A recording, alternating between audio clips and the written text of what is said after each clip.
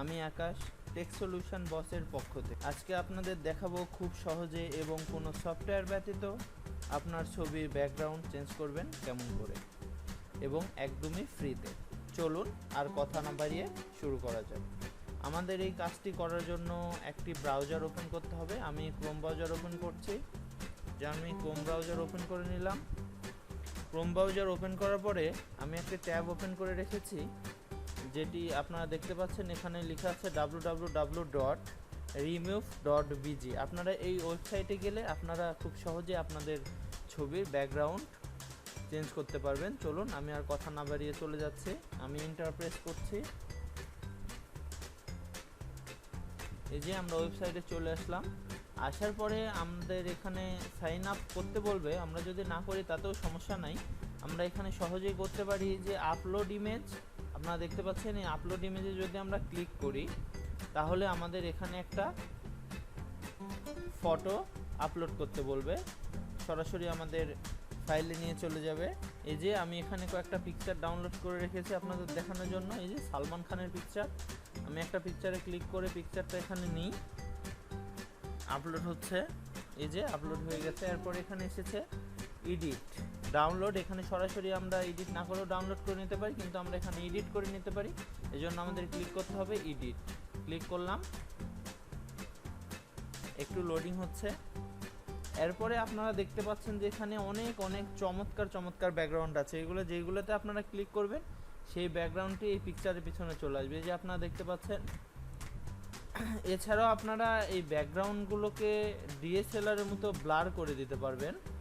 যেমন আমরা যদি এখানে দেখি যে এটাতে যদি আমরা ক্লিক করি তাহলে হালকা, এই যে দেখুন হালকা ব্লার হয়ে গেল। এটাতে ক্লিক করলে অরিজিনাল যেমন ছিল তেমনই হালকা ব্লার, তার চেয়ে আরেকটু বেশি ব্লার হয়ে যাবে, এবং এটাতে ক্লিক করলে আরও বেশি ব্লার হয়ে যাবে।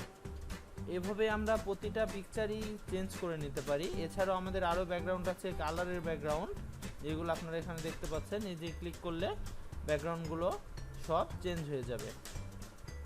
এছাড়াও আমাদের এখান থেকে আরও একটা সুবিধা আছে, আমরা ব্যাকগ্রাউন্ড ডাউনলোড করে নিতে পারি। অর্থাৎ আমরা এখানে ব্যাকগ্রাউন্ডটা আপলোড করে নিতে পারি। আপলোড করে নিয়ে আমরা সেই ব্যাকগ্রাউন্ডও এখানে ইউজ করতে পারি। যে সেটার জন্য আমাদের ক্লিক করতে হবে সিলেক্ট ফটো। এটাতে যদি আমরা ক্লিক করি তাহলে আমাদের স্টোরে নিয়ে যাবে। আমরা এখান থেকে আমাদের পছন্দ মতো একটা ব্যাকগ্রাউন্ড, যদি আমি চাই আমি এটা নিলাম, এটা নিতে পারি। আমি নিয়ে ওপেনে ক্লিক করব, তাহলে দেখুন খুব সুন্দরভাবে ব্যাকগ্রাউন্ডটা চেঞ্জ হয়ে গেল। এছাড়াও আমরা যদি, আমার ওখানে আরও আছে, এটা যদি নিতে চাই সবুজ রঙের এটা, তাহলে আমরা যদি এখানে ক্লিক করি তাহলে এই যে দেখুন ব্যাকগ্রাউন্ডটা চেঞ্জ হয়ে গেল। আমরা এটাকেও যদি চাই যে ব্লার করব, তাহলে আমরা ইজিলি ব্লার করে দিতে পারি। আপনারা এইভাবে অনেক ফটোই চেঞ্জ করতে পারেন। এরপরে যখন চেঞ্জ করা হয়ে যাবে, এছাড়াও আপনারা এখান থেকে আরও কাজ করতে পারেন।